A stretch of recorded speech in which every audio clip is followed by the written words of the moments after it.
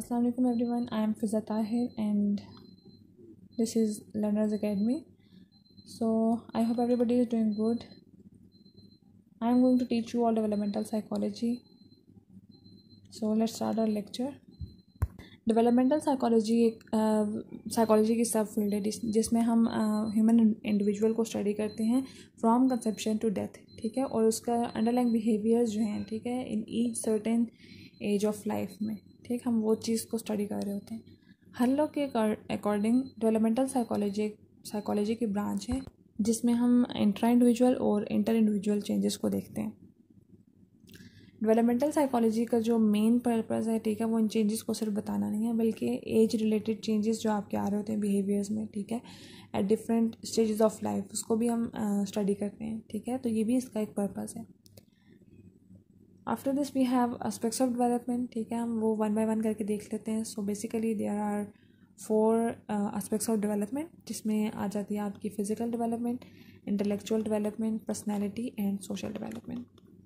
Physical development में आपकी changes in body, brain, sensory capacities and motor skills, ठीक है, इन चीज़ में आपका जो चेंजेस है वो that is your physical development. ये चीज़ जो चेंजेस इन दीज पार्ट्स, ठीक है, ये इन्फ्लुएंस कर रहे होते हैं आपके इंटेलेक्ट और पर्सनैलिटी को, ठीक है। इसका एग्जांपल ये है कि आपका जो एक इन्फेंट है, ठीक है, वो अपनी सेंसेस के थ्रू चीज़ों को लर्न करता है, मतलब हम उसे कुछ सिखा नहीं रहे होते, ठीक है, वो अपनी सेंसेस के थ्रू चीज़ों को लर्न करता है। Then we have intellectual development, जिसमें आपकी आ जाती हैं मेंटल एबिलिटीज़, ठीक है, changes in mental abilities. Mental abilities में आपकी लर्निंग, मेमोरी, रीजनिंग, थिंकिंग और लैंग्वेज आ जाता है, ठीक है। These are closely related to motor and emotional development. अब मैंने जिस तरह बताया कि आपकी इंटेलेक्चुअल डेवलपमेंट में मेमोरी भी आ जाती है, ठीक है। अब इसकी एग्जांपल आप लोग इस तरह से लें कि एक बच्चा है, ठीक है, उसकी माँ उसको छोड़ के चली जाती है, ठीक है। पहले तो उसको सेपरेशन एंग्जाइटी होगी। अब अगर उसने विद टाइम इस चीज़ को एक्सेप्ट कर लिया है कि जो मामा थी उसकी वो उसको छोड़ के चली गई हैं, ठीक है, वो अपने पास्ट को पीछे छोड़ के अपने प्रेजेंट में आ गया और अपने फ्यूचर के ऊपर फोकस कर रहा है, ठीक है। तो उसको तो जाहिर है कि ये परेशानी नहीं होगी, ठीक है, मतलब उसने उस चीज़ को छोड़ दिया, पीछे छोड़ दिया ना। अब मेमोरी का आपकी जो फिज़िकल एक्शन है उसके ऊपर भी बड़ा इफेक्ट होता है, ठीक। फॉर एग्जांपल आप 1 साल का बच्चा है, ठीक है, आपने उसको किसी बात पर कोई ऐसा स्पेसिफिक एक्शन पे आपने उसको डांट दिया या लगा भी दी 1-2, ठीक है, तो कुछ टाइम के बाद वो एक्शन दोबारा जब परफॉर्म करने लगेगा तो ही विल रिमेंबर दैट कि अब उसको ये नहीं करना, ठीक है, क्योंकि उस पर इसी बात पे उसको पहले भी मना कर दिया गया है, ठीक है। तो मेमोरी जो है आपके फिजिकल एक्शंस पे अफेक्ट करती है। पर्सनल और सोशल डेवलपमेंट जो है आपकी वो कॉग्निटिव एस्पेक्ट्स और फिजिकल एस्पेक्ट्स ऑफ फंक्शनिंग के साथ रिलेट हो रही होती है, ठीक। फॉर एग्जांपल आप एंग्जाइटी जो है ना वो आपकी जो परफॉर्मेंस है ना उसको ठीक नहीं रहने देती, ठीक है। आप एंशियस हो तो यू कैन परफॉर्म वेल, ठीक, but if you have the social support of friends, ठीक है, तो there are chances that you can cope with these negative effects of stress जो कि आपकी फ़िज़िकल और मेंटल हेल्थ को ख़राब करें, ठीक है। मतलब सोशल सपोर्ट की वजह से आप अपनी चीज़ों को कोप अप कर सकते हो, ठीक। इसके बाद प्रिंसिपल्स ऑफ डेवलपमेंट आ जाते हैं, ठीक है। So there are total 10 principles of development. अब इसको हम जल्दी से गो थ्रू कर लेते हैं कि इनमें क्या है, ठीक है। हर जो बच्चा है ना, ठीक है, वो एक सिमिलर पैटर्न को फॉलो कर रहा होता है, डेवलपमेंट के एक सिमिलर पैटर्न को फॉलो कर रहा होता है। अब ऐसा पॉसिबल नहीं है कि एक बच्चा क्रॉल करना नहीं सीखा तो उसने वॉक करना शुरू कर दी, वॉक भी करना नहीं सीखी तो उसने रनिंग करना शुरू कर दी, ठीक है। एक सिमिलर पैटर्न है जिसको हर बच्चा फॉलो करता है, crawling then walking then running, ठीक। Development process in different rates, हाँ ठीक है कि जो हर बच्चा है वो एक सिमिलर पैटर्न को फॉलो कर रहा होता है, लेकिन जो डेवलपमेंट है ना उसकी जो टाइमिंग है ना, मतलब कुछ लोगों की डेवलपमेंट बहुत स्लो हो रही होती है, कुछ लोगों की बहुत फास्ट हो रही है, कुछ की मीडियम में, ठीक है। तो it varies from individual to individual, ठीक है। अब इसके एग्जांपल आप लोग इस तरह से लो कि अगर कोई बच्चा, ठीक है, वो 1 साल में उसने उठना बैठना चलना बात करना शुरू कर दिया, तो इसका मतलब ये नहीं है कि हर बच्चा 1 साल की एज में ये सब चीज़ें लर्न कर लेगा, ठीक है। तो it varies from individual to individual.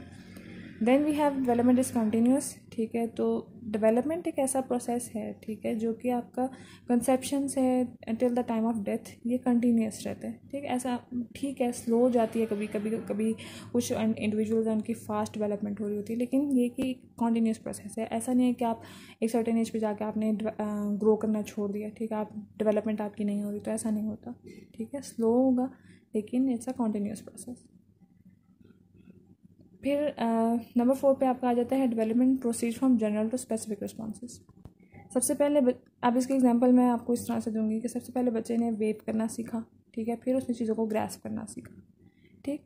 अब या उसने सबसे पहले उसने बैबलिंग स्टार्ट की, उसके बाद उसने वर्ड्स बोलना सीखे और उसके बाद उसने सेंटेंसेस बोलना शुरू किया। तो ऐसा नहीं है कि उसने बैबलिंग स्टार्ट नहीं की, उसने वर्ड्स बोलना शुरू कर दिया या पूरे सेंटेंसेस स्टार्ट कर दिए, ठीक है। तो ये कुछ स्टेजेस हैं जिनको एक सेट पैटर्न है, ठीक है, जिसको हर चाइल्ड अब फॉलो करता है, ठीक। All individuals are different. ये मैं अभी थोड़ा इसका जो जिस तरह मैंने ऊपर बात की थी कि रेट ऑफ डेवलपमेंट जो है वो डिफ़र करता है, तो इसमें भी वही चीज़ है कि आपका जो स्टाइल है, ठीक, आपका जो डेवलपमेंट का जो रेट है that is differ from individual to individual, ठीक। अगर एग्जांपल वही है कि अगर 2 साल में अगर कोई बच्चा नहीं चलना नहीं सीख रहा, ठीक है, बोलना नहीं सीख रहा, बैठना नहीं सीख रहा, तो इसका मतलब ये नहीं है कि कोई भी बच्चा 2 साल की उम्र में चीज़ें लर्न नहीं कर सकता, ठीक है। इसका मतलब ये है कि इस बच्चे की जो डेवलपमेंट है ना, ठीक है, वो थोड़ी स्लो है, ठीक। इसके बाद आ जाती हैं डायरेक्शन ऑफ फिजिकल डेवलपमेंट, जिसमें 2 लॉज आ जाते हैं, सेफेलोकॉर्डल और प्रोक्सिमोडिस्टल प्रिंसिपल, ठीक है।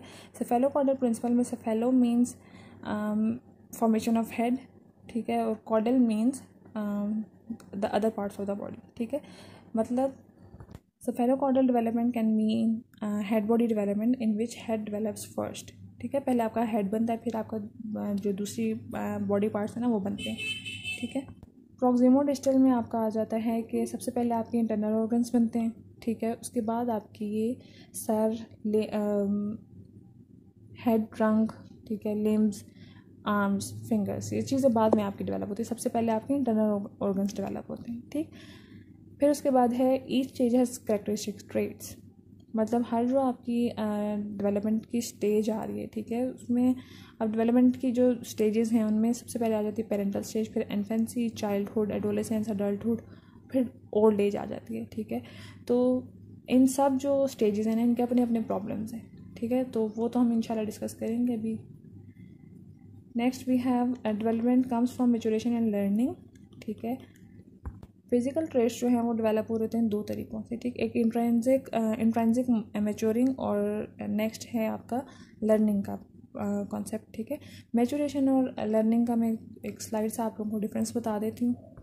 लर्निंग जो है वो एक प्रोसेस है of acquiring knowledge, skills and behaviours through what experience, training and education, ठीक है। ये एक प्रोसेस ऑफ एक्वायरिंग नॉलेज है, ठीक। मैच्योरेशन क्या है कि it's a process of becoming mature और developed both mentally and physically, ठीक। इसमें आपको किसी ट्रेनिंग की, एजुकेशन की, एक्सपीरियंस की ज़रूरत नहीं होती, ठीक है। लर्निंग जो है वो एक मेंटल प्रोसेस है, ठीक, whereas maturation is mental and physical development, सही हो गया।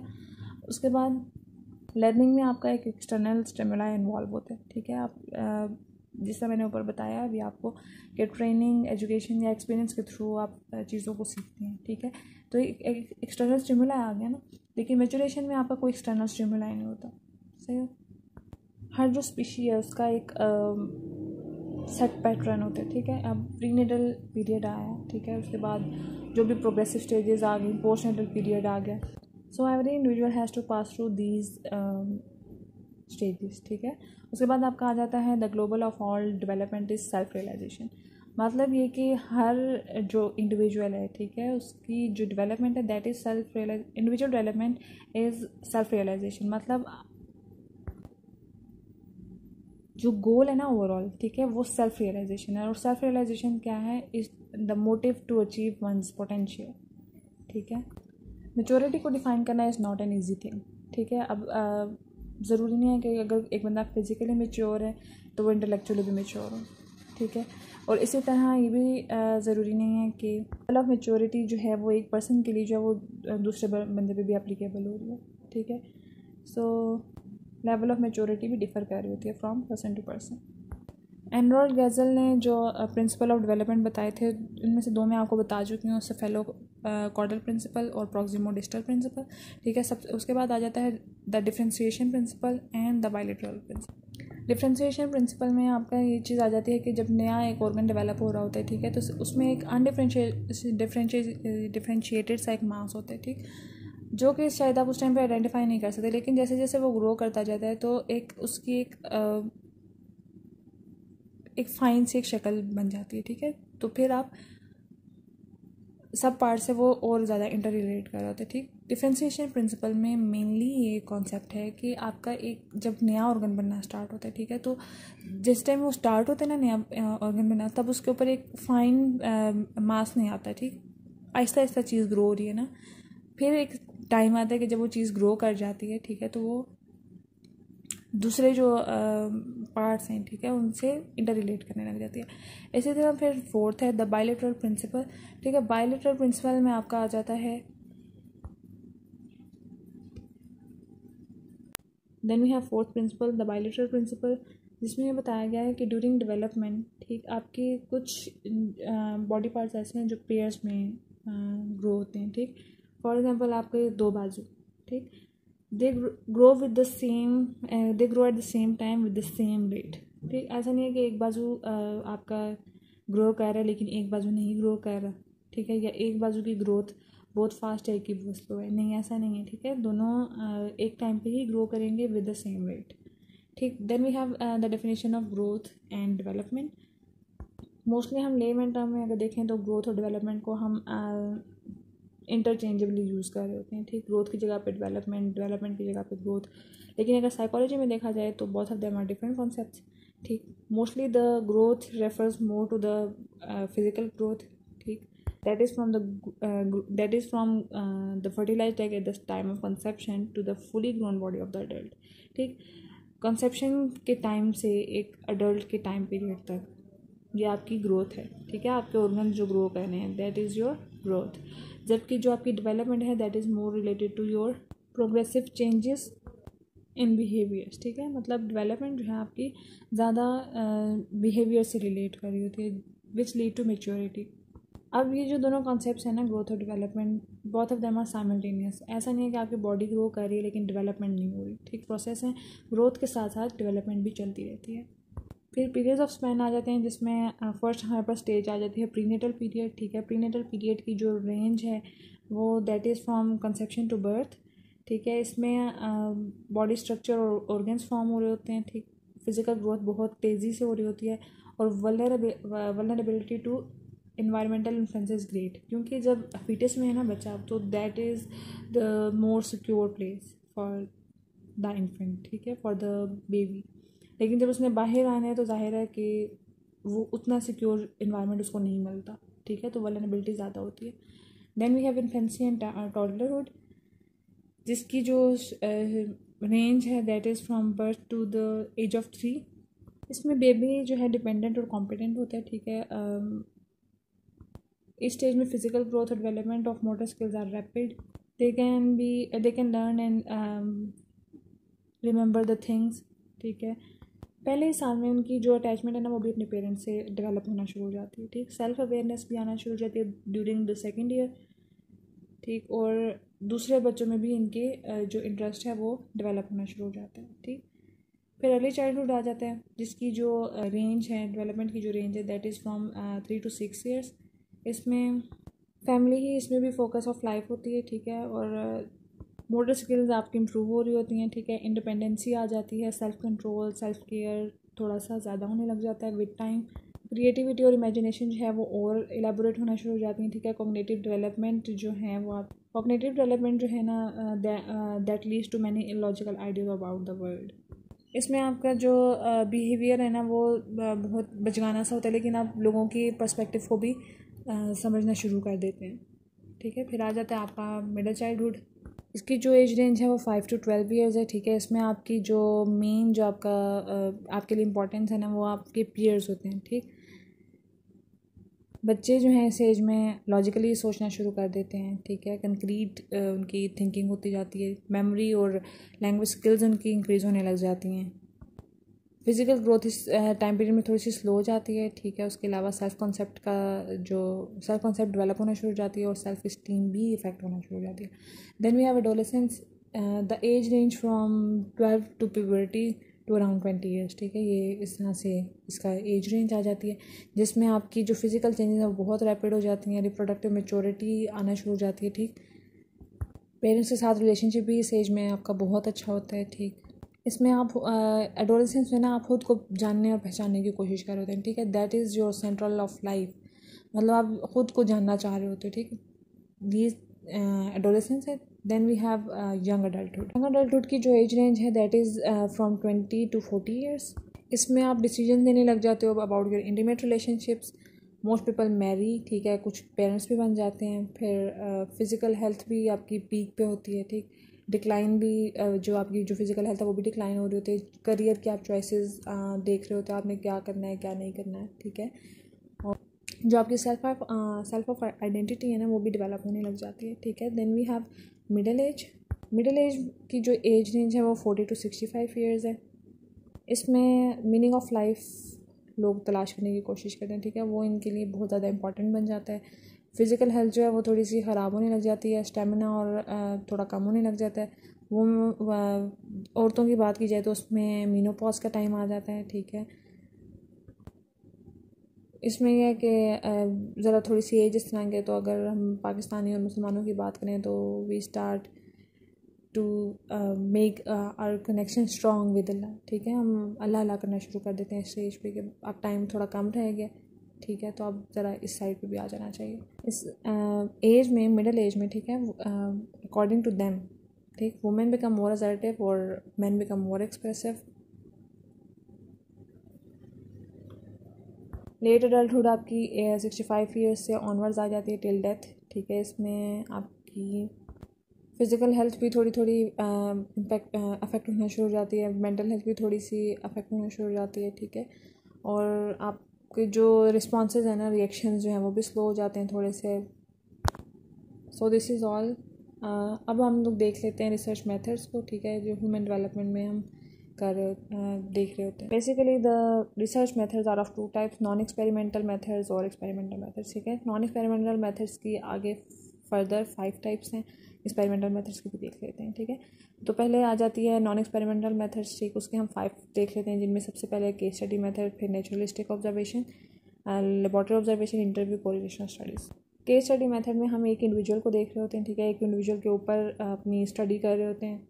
इसका जो प्रोज और कॉन्स आए हैं हर मेथड के होंगे, ठीक है। इसका जो बेनिफिट है ना वो ये है कि इन डेप्थ इन्फॉर्मेशन आपको मिल जाती है, लेकिन जो इसका नेगेटिव चीज़ है ना, इसके अंदर नेगेटिव पॉइंट है जो, वो आप केस स्टडी के थ्रू आप एग्जैक्ट कॉज इफेक्ट रिलेशनशिप नहीं आपको पता चल सकता, ठीक है। तो और दूसरा ये कि ऑब्जर्वर बाइस भी हो सकती है, ठीक है। So these are the negative points of case study. Naturalistic observation में है कि जो रिसर्चर है, ठीक है, वो एक नेचुरल सेटिंग में ऑब्जर्व कर रहा होता है, ठीक है। रियल लाइफ सेटिंग में वो peoples behaviour the researchers observe and record the peoples behaviour in real life setting, ठीक हो गया। इसके भी जो ड्रॉबैक्स में आता है वो सबसे पहले ये आता है कि ऑब्जर्वेशनल जो स्टडीज़ होती हैं उसमें आपका कॉज इफेक्ट रिलेशनशिप नहीं आपको ठीक से पता चल सकता, ठीक है। और नेचुरलिस्टिक ऑब्जर्वेशन, इसमें आपका ये भी ड्रॉबैक आ सकता है कि हर वक्त एक बंदे की प्रेजेंस जो है, ठीक, मतलब that can also alter the results, ठीक। मे बी जो जिनको ऑब्जर्व किया जा रहा है वो उस तरह से परफॉर्म ना कर पाएँ जिस तरह वो नेचुरल सेटिंग्स में करते हैं। लेबॉर्टरी ऑब्जर्वेशन में उनको एक रिसर्चर जो है वो एक बिहेवियर्स को रिकॉर्ड करने के लिए एक पूरी सेटिंग्स करता है, ठीक है। उसमें उसके जो जिनके ऊपर एक्सपेरिमेंट किया जाना है, ठीक है, उनको एक स्पेसिफिक सी सेटिंग प्रोवाइड की जाती है, ठीक है। जिसमें उनको ऑब्जर्व किया जाता है, उनके बिहेवियर्स को रिकॉर्ड किया जाता है। ड्रॉबैक्स में इसका है कि ड्रॉबैक आ जाता है कि इट कैन बी एक्सपेरिमेंटल बाइस। देन वी हैव इंटरव्यू में काफ़ी इन डेप्थ चीज़ें होती हैं, ठीक है। आप क्वेश्चन पूछ लेते हैं लोगों से, उनके एटीट्यूड, उनके बिहेवियर्स और उनको लोगों के बारे में उनके ओपिनियंस क्या हैं, ठीक है। तो आप ये चीज़ें थ्रू इंटरव्यू आप ऑब्जर्व करते हो, ठीक है। इसमें जो इन्वेस्टिगेटर्स हैं ना, उनको एक अच्छा आइडिया मिल जाता है कि जो लोग हैं जिनके वो इंटरव्यू कर रहे हैं वो क्या कहते हैं, कि वो किस चीज़ पे बिलीव करते हैं और वो असल में किस चीज़ पे बिलीव कर रहे होते हैं, ठीक है। तो क्योंकि ये इन डेप्थ चीज़ है तो काफ़ी चीज़ें आपको पता चल जाती हैं।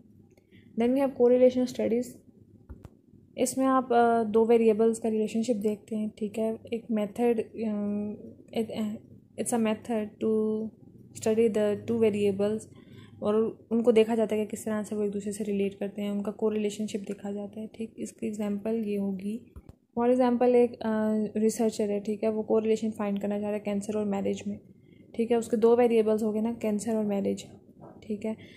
तो करने के बाद फॉर एग्जांपल उसका ये रिजल्ट आया कि नेगेटिव कोरिलेशन विद कैंसर, सही। तो नेगेटिव कोरिलेशन विद कैंसर का मतलब ये आ गया कि people who are married are less likely to develop cancer, ठीक है। तो ये कोरिलेशनल रिसर्च की एक एग्जांपल है। फिर टाइप्स ऑफ एक्सपेरिमेंट्स में जिस तरह पहले बताया था, एक लेबॉर्ट्री एक्सपेरिमेंट आ जाता है, फील्ड एक्सपेरिमेंट और नेचुरल एक्सपेरिमेंट्स, ठीक है। लेबॉर्ट्री एक्सपेरिमेंट में वो एक स्पेसिफिक सी सिचुएशन होती है जिसमें जो एक्सपेरिमेंटर का जो कंट्रोल है वो बहुत ज़्यादा होता है, ठीक है। He can control each and everything, ठीक। तो इसमें जो रिसर्चर है ना वो रिकॉर्ड कर रहा होता है सब्जेक्ट के रिएक्शंस को, ठीक है। जो भी कंडीशन उसने प्रोवाइड किए, जो सिचुएशंस उसने प्रोवाइड किए, उसके अकॉर्डिंग इनका क्या रिएक्शन आता है वो चीज़ों को, ये सब, और जो भी अंडरलाइंग बिहेवियर। लेकिन इसका जो ड्रॉबैक है वो यही है कि मे बी जो अफेक्ट्स, जो रिजल्ट्स हैं वो एक्सपेरिमेंटर के अकॉर्डिंग ना है, क्योंकि उनको एक खुद एक आर्टिफिशियल सिचुएशन प्रोवाइड की गई है ना, तो उसमें देयर आर चांसेस के कुछ आर्टिफिशियलिटी आ जाए, ठीक है। फिर फील्ड एक्सपेरिमेंट आ जाता है। इसमें एक्सपेरिमेंटर्स जो हैं वो फेमिलियर सेटिंग्स को ही थोड़ा सा चेंज कर देते हैं, जिस तरह स्कूल या घर की सेटिंग को थोड़ा सा चेंज कर दिया। And we have natural experiments के बाद हमारे पास आ जाते हैं मेथड्स ऑफ डाटा कलेक्शन, ठीक है। सबसे पहले आपका आ जाता है cross sectional study, then we have longitudinal study, and last but not the least sequential studies. Cross sectional study में इस तरह होता है कि जो डिफरेंट एजेस के जो लोग हैं, ठीक है, उनको असेस किया जाता है एक ही ओकेजन पर, ठीक। The kind of study which provides information about differences in development among different age groups. For example एक कॉग्निटिव टेस्ट की बैटरी पकड़ा दी, ठीक है, जिसमें आपके जो age ranges from 6 years to old age, ठीक है। अब जो यंग इंडिविजुअल्स हैं, ठीक है, वो फिर मिडल वाले और फिर जो ओल्ड पीपल हैं, ठीक है, उन सब का जो रिजल्ट्स हैं वो डिफरेंट आएंगे। जैसे उस कॉग्निटिव टेस्ट की बैटरी पर, ठीक है, जो मिडल एज सब्जेक्ट्स हैं, ठीक है, उन्होंने ज़्यादा स्कोर कर दिया। इसी तरह जो यंग चिल्ड्रन और ओल्डर पीपल हैं, they scored lower. Longitudinal studies में एक ही बंदे की डेवलपमेंट को, ठीक है, ओवर द टाइम देखा जाता है। अब इसमें अब रिसर्चर की मर्ज़ी है कि उसने किस चीज़ को असेस करना है। फॉर एग्जांपल अगर रिसर्चर सिर्फ उसके आईक्यू को असेस करना चाह रहा है, ठीक है, तो एक बंदा है, ठीक है, विद टाइम वो उसी अपना जो उसका सब्जेक्ट है ना वो सेम रहेगा, ठीक है, उसी के आईक्यू को वो असेस करता रहेगा, ठीक है। अब अगर उसने एक ही बंदे की आईक्यू, वोकैबुलरी, साइज़, हाइट और एग्रेसिवनेस को उसने करने हैं, तो ठीक है। इसमें भी लॉन्गिट्यूडनल स्टडीज़ में क्या बेसिकली क्या होता है कि आपका जो रिसर्चर है वो आपकी चेंजेस इन डेवलपमेंट को देख रहा होता है, ठीक है। लेकिन इसका जो ड्रॉबैक है वो ये हो सकता है कि रिज़ल्ट में भी उतने ठीक ना आए, क्योंकि रिपीटिशन ऑफ टेस्ट हो सकते हैं। रिपीटिशन ऑफ टेस्ट होगा तो जो जिसके ऊपर एक्सपेरिमेंट ये लॉन्गिट्यूडनल स्टडी की जा रही है, ठीक है, तो प्रैक्टिस भी हो जाती है ना बार बार टेस्ट करने की, ठीक है। तो मे बी वो रिज़ल्ट जो रिसर्चर चाह रहा है वैसे रिज़ल्ट ना आए, तो that is the drawback of longitudinal studies. इस डिज़ाइन में हम क्रॉस सेक्शनल और लॉन्गिट्यूडनल डिज़ाइन को कंबाइन कर लेते हैं। तो जिस तरह लॉन्गिट्यूडनल डिज़ाइंस में किया जाता है, ठीक है, कि हम एक ही पार्टिसिपेंट को ओवर द टाइम हम उसी के ऊपर रिसर्च कर रहे होते हैं, ठीक। और क्रॉस सेक्शनल डिज़ाइन में क्या हो रहा होता है कि हम डिफरेंट एजेस के लोगों के ऊपर रिसर्च कर रहे होते हैं, तो इन दोनों को हम कंबाइन करते हैं तो that is your sequential research design, और दैट इज़ मोर बेनिफिशियल। ठीक, so thank you so much everyone, this is all from my side.